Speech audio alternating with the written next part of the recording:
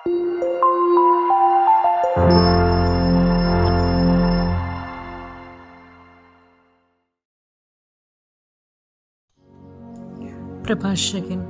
അധ്യായം 14.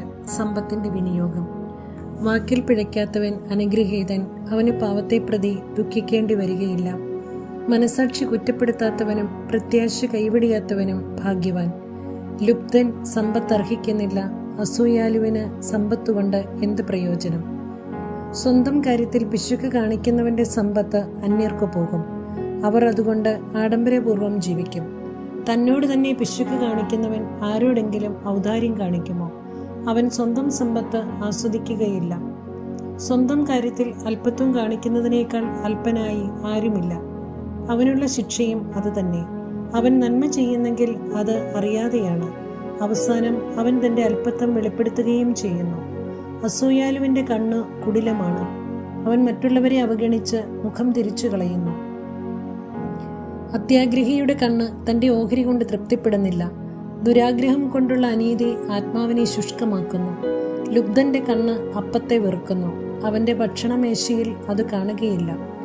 മകനെ, കഴിവിനൊത്ത് ചെലവ് ചെയ്തു കൊള്ളുക, കർത്താവിന് യോഗ്യമായ കാഴ്ചകൾ സമർപ്പിക്കുകയും ചെയ്യുക. മരണം വിദൂരമല്ലെന്നോർക്കുക, പാതാളത്തിൽ പ്രവേശിക്കേണ്ട സമയം നിനക്ക് അജ്ഞാതമാണ്. മരിക്കുന്നതിന് മുമ്പ് സ്നേഹിതന് നന്മ ചെയ്യുക, ആവുന്നത്ര ഉദാരമായി അവനോട് പെരുമാറുക. ഇന്നിന്റെ സന്തോഷങ്ങൾ നഷ്ടപ്പെടുത്തരുത്, നിനക്ക് അർഹമായി സന്തോഷത്തിന്റെ ഓഹരി വേണ്ടെന്ന് വയ്ക്കരുത്. നിന്റെ പ്രയത്നത്തിന്റെ ഫലം മറ്റുള്ളവർക്ക് വിട്ടിട്ട് പോകുകയും നീ അധ്വാനിച്ചു സമ്പാദിച്ചവ അവർ പങ്കിട്ടെടുക്കുകയും ചെയ്യുകയില്ലേ? കൊണ്ടും കൊടുത്തും ജീവിതം ആസ്വദിക്കുക, പാതാളത്തിൽ സുഖം അനുഭവിക്കാൻ കഴിയുകയില്ല. ജീവനുള്ളതെല്ലാം വസ്ത്രം പോലെ ജീർണിക്കും, നീ മരിക്കണമെന്നാണ് ആദിയിലേയുള്ള നിയമം. തഴച്ചു വളരുന്ന വൃക്ഷത്തിൽ കൊഴിയുകയും വീണ്ടും തളിർക്കുകയും ചെയ്യുന്ന ഇലകൾ പോലെയാണ് മനുഷ്യന്റെ തലമുറകൾ. ഒരുവൻ മരിക്കുന്നു, മറ്റൊരുവൻ ജനിക്കുന്നു.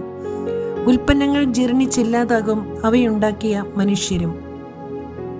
ജ്ഞാനത്തിന്റെ ഫലങ്ങൾ. ജ്ഞാനത്തിൽ മനസ്സുറപ്പിച്ച് ബുദ്ധിപൂർവം ചിന്തിക്കുന്നവൻ അനുഗ്രഹീതൻ. ജ്ഞാനത്തിന്റെ മാർഗങ്ങളെപ്പറ്റി മനനം ചെയ്യുന്നവൻ അവളുടെ രഹസ്യങ്ങൾ അറിയും. അവൻ ജ്ഞാനത്തെ നായാട്ടുകാരനെ പോലെ പിന്തുടരുകയും അവളുടെ വഴിയിൽ പതിയിരിക്കുകയും ചെയ്യും. അവൻ ജാലകത്തിലൂടെ എത്തിനോക്കുകയും വാതിൽക്കൽ ചെവിയോർക്കുകയും ചെയ്യും. അവൻ അവളുടെ വീട്ടിനടുത്ത് വസിക്കുന്നു, അവളുടെ മതിലുകളിൽ കൂടാരത്തിന്റെ കുറ്റകൾ ഉറപ്പിക്കുന്നു. അവൻ അവളുടെ സമീപത്ത് കൂടാരമടിക്കുന്നു, അതിനാൽ അത് മനോഹരമായ പാർപ്പിടമാണ്. അവൻ തന്റെ സന്താനങ്ങളെ അവളുടെ തണലിൽ ഇരുത്തുകയും അവളുടെ ശാഖകളുടെ കീഴിൽ പാർക്കുകയും ചെയ്യുന്നു. അവൾ അവന് വെയിലിൽ തണലേകുന്നു, അവളുടെ മഹത്വത്തിൻ മധ്യേ അവൻ വസിക്കുകയും ചെയ്യുന്നു. അധ്യായം 15. നീതിമാന്റെ സമ്മാനം. കർത്താവിന്റെ ഭക്തൻ ഇത് ചെയ്യും, കൽപ്പനകളിൽ ഉറച്ചു നിൽക്കുന്നവന് ജ്ഞാനം ലഭിക്കും. അമ്മയെപ്പോലെ അവൾ അവനെ സമീപിക്കും, നവവധുവിനെ പോലെ സ്വീകരിക്കും. അറിവിന്റെ അപ്പം കൊണ്ട് അവൾ അവനെ പോഷിപ്പിക്കും. ജ്ഞാനത്തിന്റെ ജലം കുടിക്കാൻ കൊടുക്കും, അവനവളെ ചാരി നിൽക്കും, വീഴുകയില്ല. അവളിൽ ആശ്രയിക്കും, ലജ്ജിതനാവുകയില്ല. അവൾ അവന് അയൽക്കാരുടെ ഇടയിൽ ഔന്നത്യം നൽകും, സമൂഹമധ്യേ സംസാരിക്കാൻ അവന് കഴിവ് നൽകും.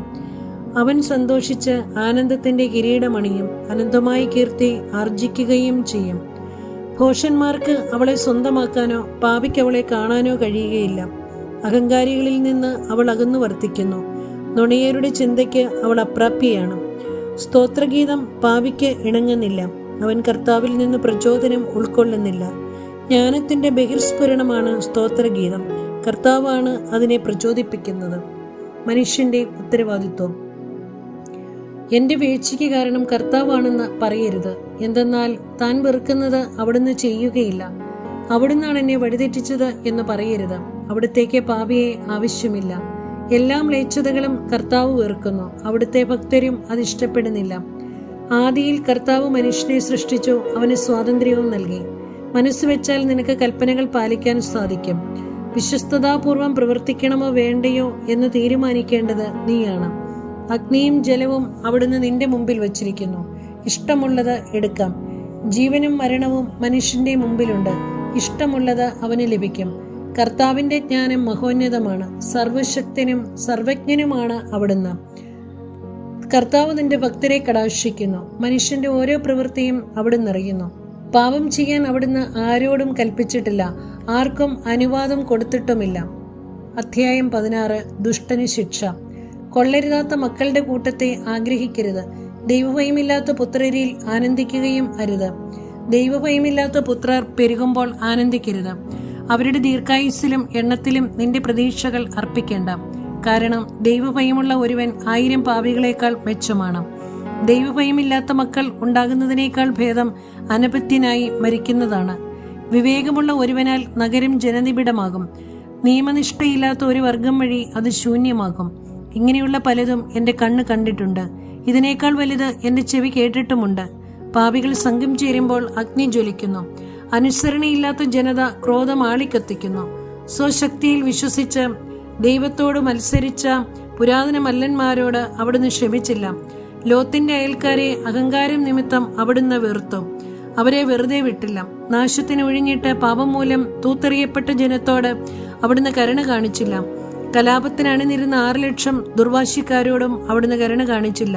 ദുശാഠ്യക്കാരൻ ഒരുവനേ ഉള്ളുവെങ്കിലും അവൻ ശിക്ഷിക്കപ്പെടാതിരിക്കുന്നെങ്കിൽ അത്ഭുതമാണ്. കരുണയും കോപവും കർത്താവിനോട് കൂടെയുണ്ട്. ക്ഷമിക്കുമ്പോഴും ക്രോധം ചൊരിയുമ്പോഴും അവിടുത്തെ ശക്തിയാണ് പ്രകടമാകുന്നത്. അവിടുത്തെ കാരുണ്യം പോലെ തന്നെ ശിക്ഷയും വലുതാണ്. പ്രവൃത്തികൾക്കനുസരണമായി അവിടുന്ന് മനുഷ്യനെ വിധിക്കുന്നു. കൊള്ളമുതലുമായി പാപി രക്ഷപ്പെടുകയില്ല. ദൈവഭക്തന്റെ ക്ഷമ വൃഥ ആവുകയുമില്ല. കരുണ കാണിക്കാൻ കർത്താവ് അവസരം കണ്ടെത്തും. പ്രവൃത്തികൾക്കൊത്ത പ്രതിഫലം ഓരോരുത്തരും ലഭിക്കും. ഇങ്ങനെ പറയരുത്, ഞാൻ കർത്താവിൽ നിന്നും അറിഞ്ഞിരിക്കും, ഉന്നതത്തിൽ ആരെന്നെ ഓർക്കും. അനേകം ആളുകളുടെ ഇടയിൽ ഞാൻ ശ്രദ്ധിക്കപ്പെടുകയില്ല. നിസീമമായ സൃഷ്ടികളുടെ ഇടയിൽ ഞാൻ ആരാണ്? സ്വർഗവും സ്വർഗാതി സ്വർഗവും ആഴവും ഭൂമിയും അവിടുത്തെ സന്ദർശനത്തിൽ വിറകൊള്ളും. പർവ്വതങ്ങളും ഭൂമിയുടെ അടിസ്ഥാനങ്ങളും അവിടുത്തെ നോട്ടത്തിൽ കുലുങ്ങും. ഇതേപ്പറ്റി ആരും ധ്യാനിക്കുന്നില്ല. അവിടുത്തെ മാർഗങ്ങളെപ്പറ്റി ആരും ചിന്തിക്കുന്നില്ല. മനുഷ്യദൃഷ്ടിക്ക് അഗോചരമായി കൊടുങ്കാറ്റ് പോലെ അവിടുത്തെ മിക്ക പ്രവൃത്തികളും മറിഞ്ഞിരിക്കുന്നു. അവിടുത്തെ നീതിയുക്തമായ പ്രവൃത്തികൾ ആര് പ്രഘോഷിക്കും? ആര് അവയ്ക്ക് വേണ്ടി കാത്തിരിക്കും? പ്രതിഫലത്തിന്റെ ദിനം വിദൂരത്താണ്. ഇങ്ങനെയാണ് വിവേകശൂന്യൻ വിചാരിക്കുന്നത്. ബുദ്ധിശൂന്യൻ മൂഢമായി ചിന്തിക്കുന്നു. മനുഷ്യനും പ്രപഞ്ചവും. മകനെ, ഞാൻ പറയുന്നത് കേട്ട് ജ്ഞാനം ആർജിക്കുക. എന്റെ വാക്ക് സൂക്ഷ്മമായി മനസ്സിലാക്കുക. സൂക്ഷ്മതയുള്ള ഉപദേശവും ജ്ഞാനവുമാണ് ഞാൻ നൽകുന്നത്. ആദിയിൽ കർത്താവ് സൃഷ്ടിച്ചപ്പോൾ സൃഷ്ടികളുടെ കർമ്മരംഗവും നിർണയിച്ചു. ശാശ്വതമായ ക്രമത്തിലാണ് അവയെ സംവിധാനം ചെയ്തത്. അത് ഭാവി തലമുറകൾക്കും ബാധകമാണ്. അവയ്ക്ക് വിശപ്പോ ക്ഷീണമോ ഇല്ല. ഒരിക്കലും അവ കർമ്മത്തിൽ നിന്ന് വിരമിക്കുന്നില്ല. അവ പരസ്പരം തിക്കിത്തിരക്കുന്നില്ല. അവ ഒരിക്കലും അവിടുത്തെ വാക്ക് ധിക്കരിക്കുന്നില്ല.